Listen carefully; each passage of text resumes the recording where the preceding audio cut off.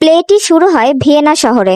ভিয়েনার Duke তার একজন nobleman অ্যাঞ্জেলোকে দায়িত্ব দিয়ে যায় তার রাজ্যে। ডিউক অ্যাঞ্জেলোকে জানায় যে সে কিছুদিনের জন্য ভ্রমণে যাচ্ছে, কিন্তু প্রকৃতপক্ষে ডিউক তা করেনি, বরং এই রাজ্যে ফ্রিয়ার নামক এক ছদ্মবেশ ধারণ করে দেখতে চাচ্ছিল অ্যাঞ্জেলো ঠিক কিভাবে তার রাজ্য শাসন পরিচালনা করে। এদিকে ক্ষমতা পেয়ে অ্যাঞ্জেলো কিছুদিনের মধ্যেই ক্লডিও নামে একজনকে মৃত্যুদণ্ডের আদেশ শুনিয়ে দেয়, কারণ ক্লডিও তার বাগদত্তা জুলিয়েটকে বিয়ের আগেই প্রেগনেন্ট করে ফেলে, আর যেটি ছিল এ রাজ্যের একটি শাস্তিযোগ্য অপরাধ।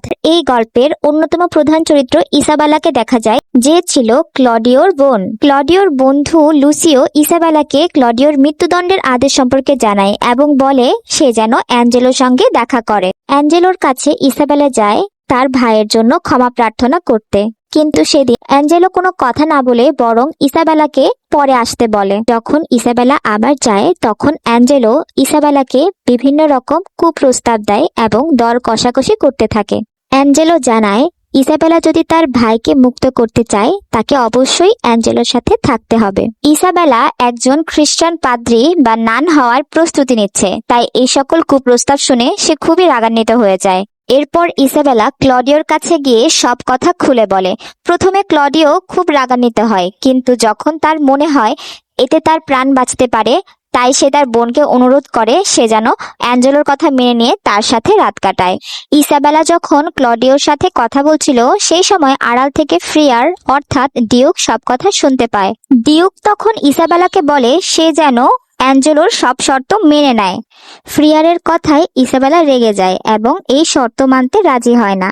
ফ্রিয়ার ইসাবেলাকে অভয় দিয়ে বলে সে যখন অ্যাঞ্জেলোর কাছে যাবে তখন তার পরিবর্তে ওই জায়গায় থাকবে ম্যারিয়ানা।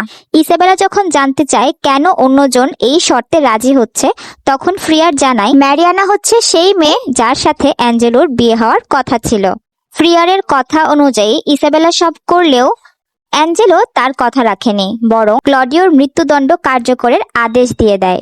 কিন্তু যেই মুহূর্তে ক্লডিওর মৃত্যুদণ্ড সম্পন্ন হবে ঠিক তখনই ডিউক এসে তাকে বাঁচিয়ে নেয়, বরং সৈন্যকে আদেশ দেয় যেন কোনো এক ডাকাতের মাথা কেটে তা অ্যাঞ্জেলোকে দেখায়, যেন সে বিশ্বাস করে যে ক্লডিওর মৃত্যুদণ্ড সম্পন্ন হয়েছে।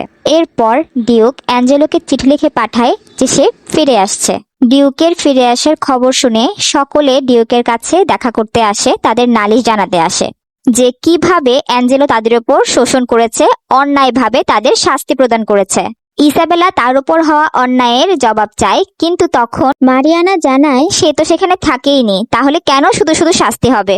কিন্তু ডিউক কারো কথাই মানছিল না, কারণ সে তো আসলে এখানে উপস্থিত ছিল এবং ছদ্মবেশে সবকিছুই দেখেছে। তারপর সত্য উন্মোচনের জন্য ডিউক যায় আবার ছদ্মবেশ ধারণ করে ফ্রিয়ারের, এবং একসময় লুসিওর সাথে হাতাহাতি ও মারামারিতে তার ছদ্মবেশ প্রকাশ হয়ে যায়। তখন সবাই বুঝে যায় ফ্রিয়ারই ছিল আসলে ডিউক।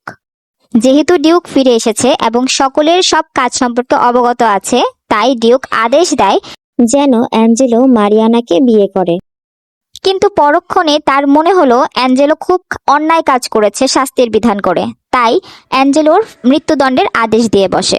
আর তখন অ্যাঞ্জেলোর হয়ে মারিয়ানা ও ইসাবেলা ডিউকের কাছে প্রার্থনা করে, তার প্রাণ ভিক্ষা চায়। আর ডিউক তখন অ্যাঞ্জেলোকে ক্ষমা করে দেয় এবং অ্যাঞ্জেলো যেন মারিয়ানাকে বিয়ে করে সেই বিধান করে। আর এরপর ক্লডিও জুলিয়েটকে বিয়ে করে নেয়। প্লের শেষের দিকে ডিউক ইসাবেলাকে বিয়ের প্রস্তাব জানায়। যদিও ইসাবেলা একজন নান হওয়ার প্রস্তুতি নিচ্ছে, তবুও ডিউক বলে যেন একটু ভেবে দেখে। এখানেই শেষ হয়ে যায় শেক্সপিয়ারের প্লে মেজার ফর মেজার।